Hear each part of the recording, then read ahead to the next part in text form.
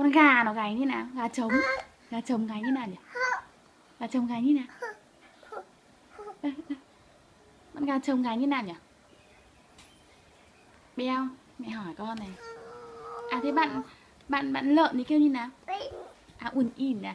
Thế còn bạn vịt thì kêu như nào?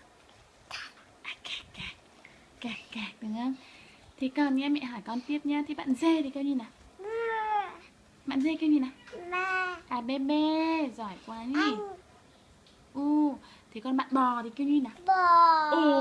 Bò. À, ăn thịt bò nhỉ. Thế bạn chuột thì kêu như nào? À chít chít à? Đúng rồi. Thế còn bạn tàu hỏa thì kêu như nào nhỉ? Bạn tàu hỏa kêu như nào? À xịch xịch, đúng rồi, xịch xịch. Xịch xịch. Thế còn bạn đồng hồ thì kêu như nào? Kêu như nào? À tích tắc à? Bạn đồng hồ kêu tích tắc à? À thế này mẹ hỏi tiếp này, mẹ hỏi tiếp nhá. Thế còn bạn lợn thì kêu như nào? À éc éc ạ. Bạn lợn kêu éc éc hay là ủn ỉn đúng không? Thế còn nhá. Thế còn bạn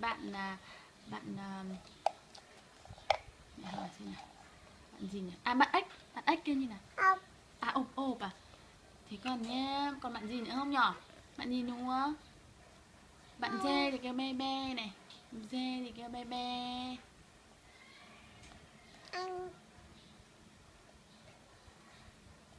À, Beo làm mặt xấu cho mẹ xem nào.